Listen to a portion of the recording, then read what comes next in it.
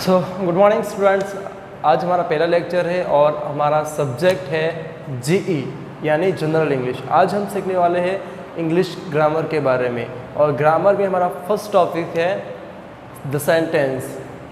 और the sentence है उसमें कहाँ से शुरुआत करें तो बेसिकली हमें समझना पड़ेगा पहले कि सेंटेंस क्या होता है, सेंटेंस कैसे बनता है। जैसे कि कोई भी हम सेंटेंस बोल रहे हैं, जैसे कि फ़िलहाल मैं बात कर रहा हूँ तो उसमें क्या होता है कि कुछ वर्ड्स होते हैं, उसके पार्ट्स होते हैं। तो सेंटेंस के जो पार्ट्स होते हैं वो पहले हमें समझने चाहिए और जो पार्ट्स होते हैं वो इकट्ठा होकर एक सेंटेंस बनता है।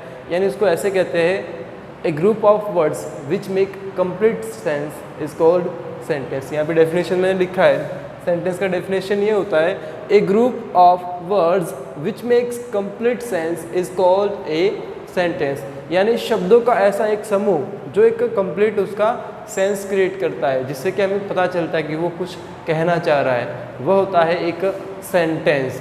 कोई भी सेंटेंस के मेनली कम से कम दो पार्ट होते हैं, एक होता है उसका सब्जेक्ट और दूसरा होता है उसका वर्ब। सब्जेक्ट यानी हिंदी में कहते हैं उसको कर्ता एंड वर्ब इज कॉल्ड ए क्रियापद, यानी जो हम क्रिया करते हैं, जो कार्य करते हैं, जो एक्शन करते हैं वह।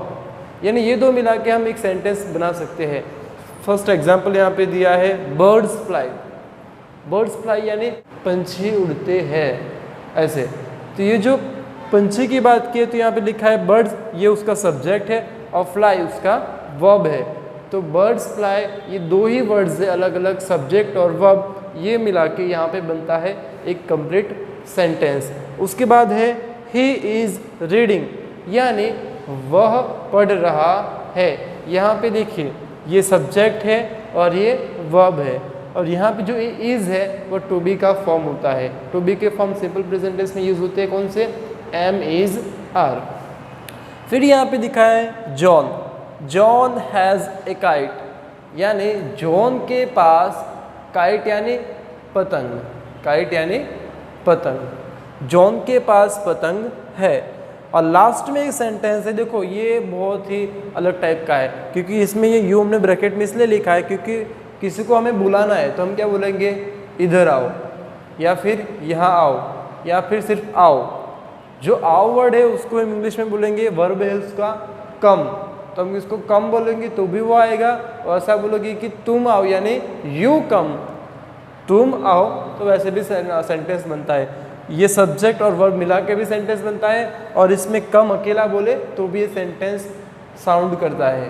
तो बेसिकली द सेंटेंस को समझना है तो क्या होता है कि ऐसे एक दो या एक से दो से ज़्यादा वर्ड्स उसको मिला के बनता है एक कंप्लीट सेंस वाला सेंटेंस।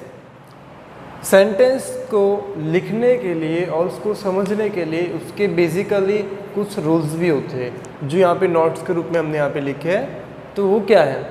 फर्स्ट चीज़ क्या है कि कोई भी सेंटेंस हो तो ये a sentence must begin with a capital letter, यानी कोई भी सेंटेंस हम इंग्लिश में लिख रहे हैं तो उसका फर्स्ट जो लेटर होता है वह कैपिटल होना चाहिए। जैसे कि मैंने ये सेंटेंस लिखा है तो उसका पहला जो लेटर ए है वह कैपिटल है। यहाँ पे भी सेंटेंस देखो, उसका पहला लेटर क्या है? T, capital. यहाँ पे भी देखो पहला लेटर टी कैपिटल है, यानी कोई भी सेंटेंस का फर्स्ट लेटर कैपिटल होना चाहिए। Second thing, the pronoun I should always be written as a capital letter, यानी किसी भी सेंटेंस में जब भी हमारा प्रोनाउन आई यानी मैं, आई यूज होता है ये वाला, तो वहाँ पे हमें उसको कैपिटल ही लिखना है। यहाँ पे है तो हमने आई कैपिटल लिखा है, कि बीच में भी आता है तब भी कैपिटल आएगा और सेंटेंस में फर्स्ट में भी आई है तभी हम उसको कैपिटल ही लिखेंगे, आई को स्मॉल लिख सकते नहीं है, ये रूल है। और उसके बाद थर्ड नोट में हमें बताया जा रहा है कि there should be a full stop और ए क्वेश्चन मार्क और a mark of exclamation at the end of sentence.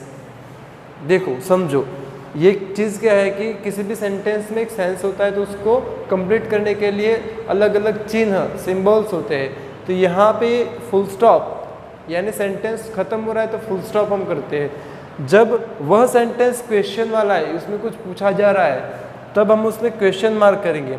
और किसी चीज़ में कुछ एक्सप्लेनेटरी है यानी कुछ एक्सप्रेशंस है, वो सैड वाले हो, हैप्पीनेस वाले हो, तो उसके लिए हम यहाँ पे एक्सक्लेमेशन मार्क यूज़ करते हैं। तो अगर सेंटेंस का जो सेंस है उसके हिसाब से हम ये जो सिंबल्स होते हैं उसका यूज़ नहीं करेंगे तो वो सेंटेंस इनकम्प्लीट होता है। यानी there should be a full stop और ए क्वेश्चन मार्क और a exclamation mark, it's compulsory. So हमें ये चीज़ समझनी पड़ेगी, ये 3 नोट्स याद रखने पड़ेंगे कि किसी भी सेंटेंस का पहला लेटर कैपिटल, और उसमें अगर आई है तो आई कहीं पे भी हो उसको कैपिटल लिखना है, और एक थर्ड वाला नोट कि उसमें क्या करना है, कोई भी सेंटेंस में फुल स्टॉप, क्वेश्चन मार्क या फिर एक्सक्लेमेशन मार्क कंपलसरी हमें रखना है eight the end of the sentence. तो ये चीज़ बहुत ही क्लियर हमें हमारे दिमाग में होनी चाहिए।